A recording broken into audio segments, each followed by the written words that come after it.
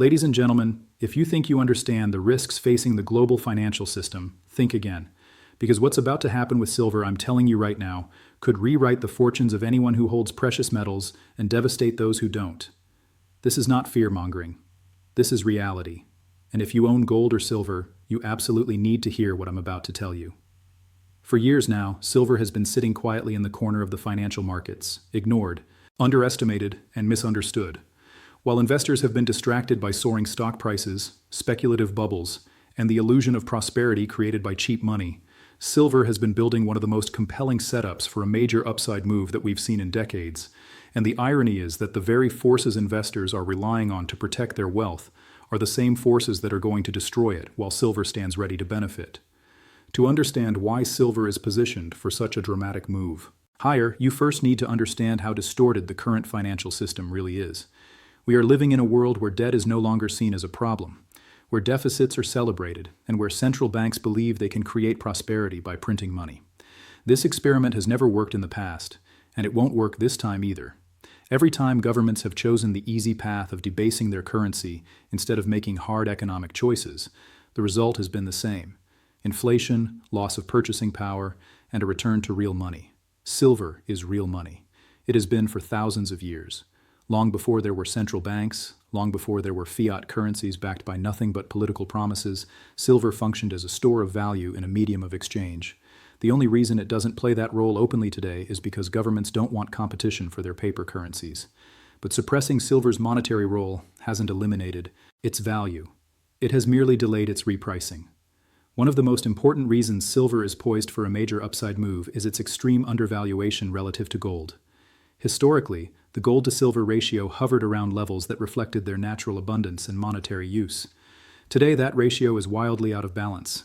Silver is far cheaper than it should be, not because it lacks value, but because the market has been distorted by paper trading, speculation, and a general lack of understanding. When that ratio eventually moves back toward historical norms, and it always does, silver doesn't just rise, it accelerates. But silver's story doesn't end with its monetary role. Unlike gold, silver is also a critical industrial metal. It's used in electronics, medical devices, solar panels, and a growing list of technologies that modern economies depend on. This creates a unique situation where silver benefits from both monetary demand and industrial demand. As governments push for green, energy transitions, and electrification, silver consumption continues to rise. Yet silver isn't endlessly recycled the way gold is. Much of it is used up and lost forever. That creates a supply problem that the market is not yet fully priced in. At the same time, the supply side of silver is far more fragile than most investors realize. Silver is often mined as a byproduct of other metals, which means production doesn't respond quickly to rising prices. Even if silver demand surges, miners can't simply flip a switch and increase supply. That imbalance between supply and demand is a recipe for explosive price movements once the market wakes up. And wake up it will, because inflation is no longer theoretical. It's not something economists debate on television. It's something people feel every time they go to the grocery store, pay rent, or fill up their gas tank. Official inflation numbers understate the real problem, but anyone living in the real world knows their purchasing power is shrinking. This is the unavoidable consequence of years of monetary irresponsibility. When inflation becomes undeniable, investors look for assets that can't be printed. Stocks may appear to rise, but in real terms, they often fail to keep up with the loss of purchasing power. Bonds are a guaranteed loss when interest rates don't compensate for inflation. Cash is the worst option of all. Silver, on the other hand, doesn't depend on earnings projections or government policy.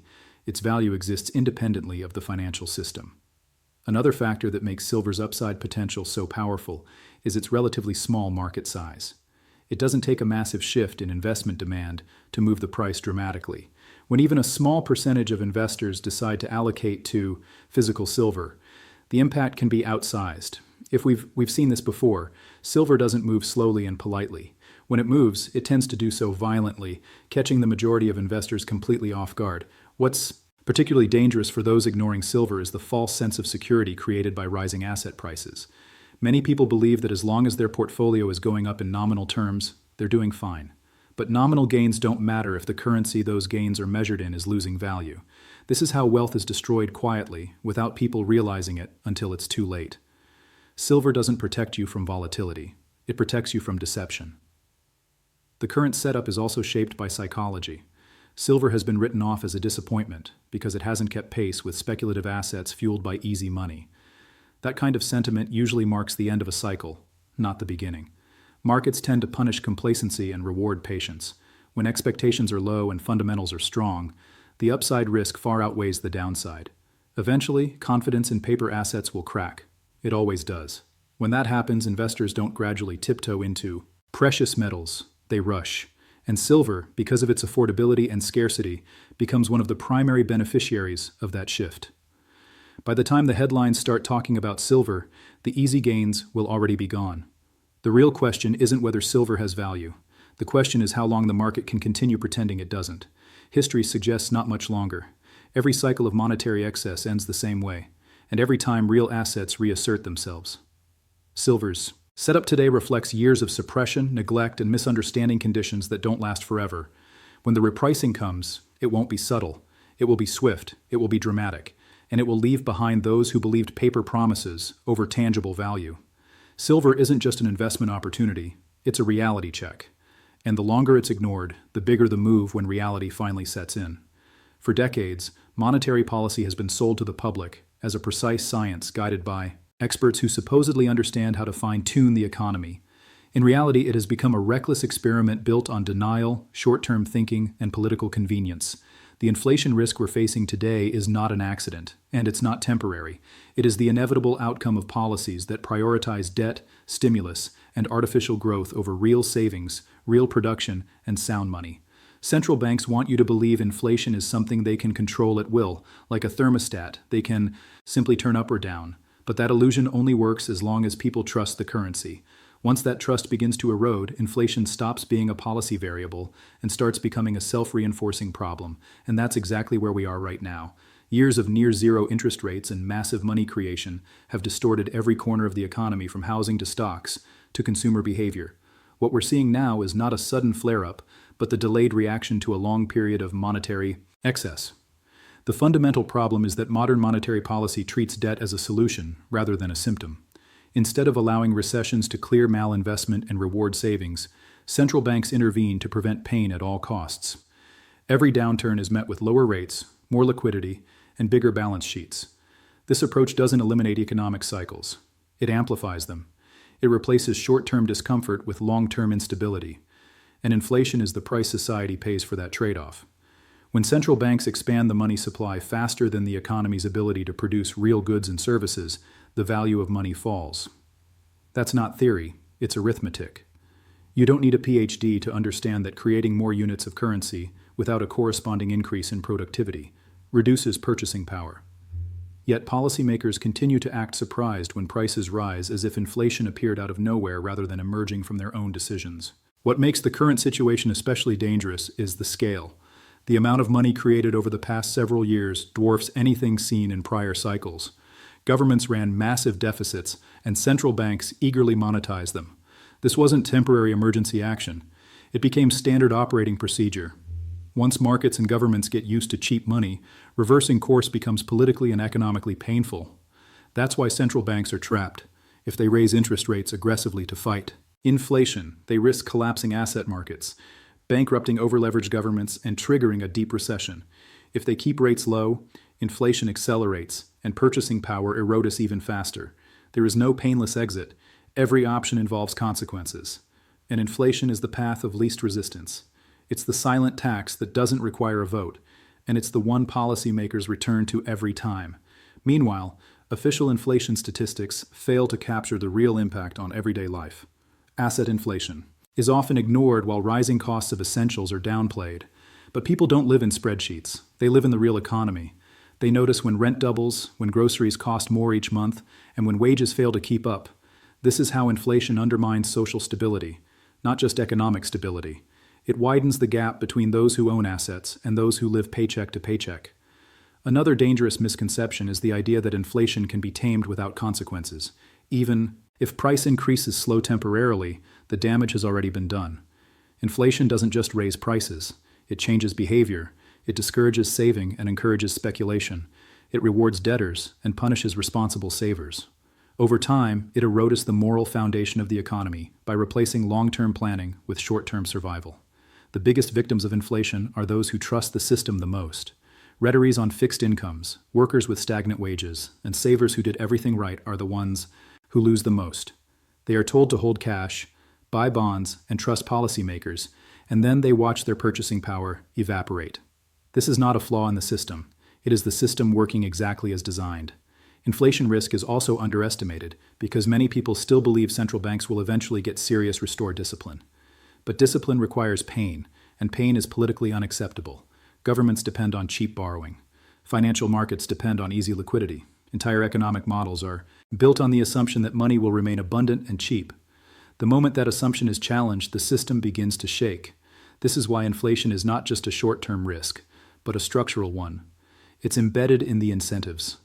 As long as policymakers are rewarded for growth today and consequences are pushed into the future, inflation will remain the preferred solution. The currency becomes weaker, not because of one bad decision, but because of thousands of small ones made over time. In this environment, holding assets that depend entirely on monetary credibility is a gamble. Paper wealth can disappear far faster than it's created. When confidence breaks, it doesn't fade slowly, it snaps. History is full of examples where people believed inflation was under control right up until the moment it wasn't. By the time the danger became obvious, protection was no longer affordable. Inflation risk is not something to debate. It's something to prepare for. You don't wait for a fire to engulf your house before buying insurance. Yet that's exactly how most people treat inflation. They react only after the damage is done. Monetary policy has already set the stage. The excess liquidity, the debt, the distortions, they're all in place. The only uncertainty is timing, not direction. At its core, inflation is a crisis of trust. When money no longer holds its value, people seek alternatives that do. They look for assets that exist outside the promises of governments and central banks. This shift doesn't happen gradually, and it doesn't require everyone to wake up at once. It only takes enough people losing confidence for the system to feel the strain. The real danger is complacency. As long as inflation is explained away, minimized, or blamed on temporary factors, people delay protecting themselves. But inflation doesn't wait for permission. It compounds quietly, relentlessly, until the loss becomes impossible to ignore. By then, the opportunity to act cheaply is gone. Monetary policy has painted itself into a corner, and inflation is the inevitable consequence of that reality. Anyone paying attention can see it. The only question left is who prepares in advance and who learns the lesson the hard way. What makes silver so unique and so widely misunderstood is that it doesn't fit neatly into a single category. It's not just a precious metal, and it's not just an industrial commodity. It sits at the intersection of both worlds, and that dual role is precisely why its long-term value is so often mispriced. Most investors look at silver through only one lens at a time, and by doing so, they miss the bigger picture that's quietly forming beneath the surface. On the industrial side, silver is indispensable. It's not a luxury input or a replaceable material. It's a critical component in modern technology. Its conductivity, reflectivity, and antimicrobial properties make it essential in electronics, medical applications, renewable energy, and a wide range of advanced manufacturing processes. As economies become more digitized and more electrified, silver consumption doesn't shrink, it expands. This is not a speculative trend, it's a structural one. Consider the push toward green energy and electrification. Solar panels rely heavily on silver. Electric vehicles use more silver than traditional internal combustion engines. Infrastructure upgrades, smart grids, and energy storage all require silver in quantities that continue to grow. These industries aren't shrinking or stabilizing, they're accelerating, often backed by government mandates and subsidies. That means demand for silver isn't just cyclical, it's being locked in by long-term policy decisions. At the same time, industrial users don't buy silver because it's cheap or expensive. They buy it because they need it. That makes demand relatively inelastic. Even if prices rise, production doesn't suddenly stop, and manufacturers absorb higher costs or pass them along, because silver is a small but essential part of the final product. This dynamic puts a natural floor under demand, that many investors underestimate. But while industrial demand quietly tightens the supply, the safe haven side of silver is waiting in the wings. Precious metals serve a fundamentally different purpose than industrial commodities. They are not consumed for growth or production, they are held for protection. They exist as insurance against financial instability, currency debasement, and systemic risk. When confidence in the monetary system weakens, demand for safe haven assets doesn't increase gradually. It surges. Silver's role as a safe haven is often overshadowed by gold, But that doesn't make it any less real. In fact, silver's affordability makes it more accessible to a broader base of investors. When fear enters the market, people don't all rush to buy gold bars. Many turn to silver because it's tangible, recognizable, and historically trusted. That creates a powerful dynamic where investment demand can rise sharply in a very short period of time. The critical point is that these two sources of demand, industrial and monetary, do not operate independently. They converge. Industrial demand steadily reduces available supply, while safe-having demand competes for what's left. This is where silver's price potential becomes asymmetric. There is no mechanism to instantly increase supply to meet sudden investment demand. Mines take years to develop, and much of the silver already produced is permanently consumed in industrial applications. Unlike gold, which is largely hoarded and recycled, silver is often used up. It's embedded in electronics, dispersed in tiny amounts, and economically impractical to recover. That means the above-ground supply of investment-grade silver is far smaller than most people assume. The idea that there is an endless pool of silver waiting to meet demand is simply false. When financial stress increases, investors look for assets that don't rely on counterparty risk. They want something real, something physical. That instinct doesn't disappear just because markets have been calm for a while. It's dormant, not gone. And when it reawakens, it tends to do so suddenly, triggered by events that undermine confidence, rising inflation, currency weakness, banking instability, or geopolitical shocks. Silver responds to these shifts in a way that surprises people who only view it as an industrial metal. They see demand coming from factories and assume price movements will be slow and predictable. But when monetary demand enters the equation, silver stops behaving like copper and starts behaving like money. That transition is where volatility explodes, and it's where the biggest price moves occur.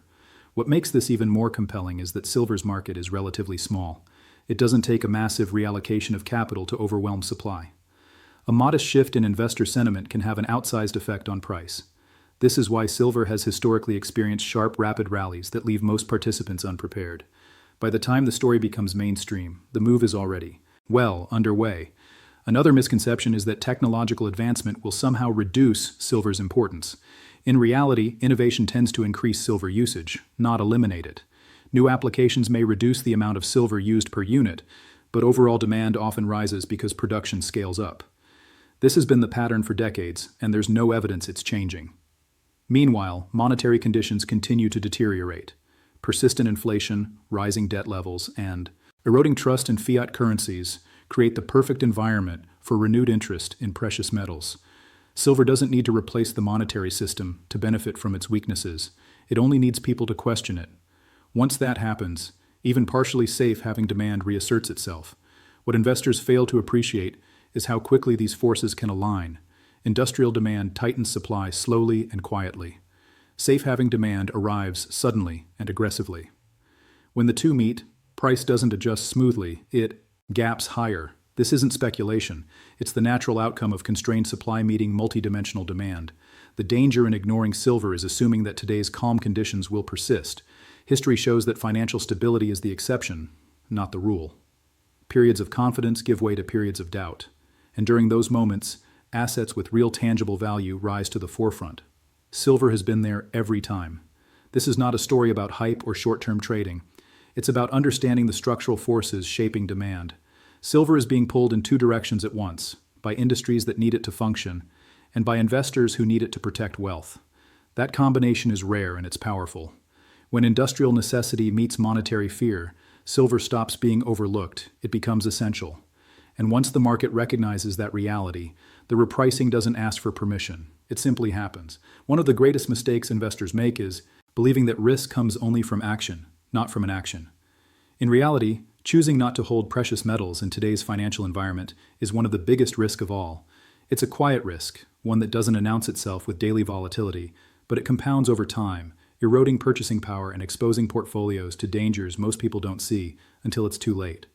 The modern financial system encourages complacency. Rising asset prices create the illusion of safety, and paper wealth gives people confidence that their future is secure. But that confidence is built on assumptions that rarely hold up under stress. It assumes currencies will retain value, that governments will act responsibly, and that markets will remain liquid and orderly. History suggests otherwise.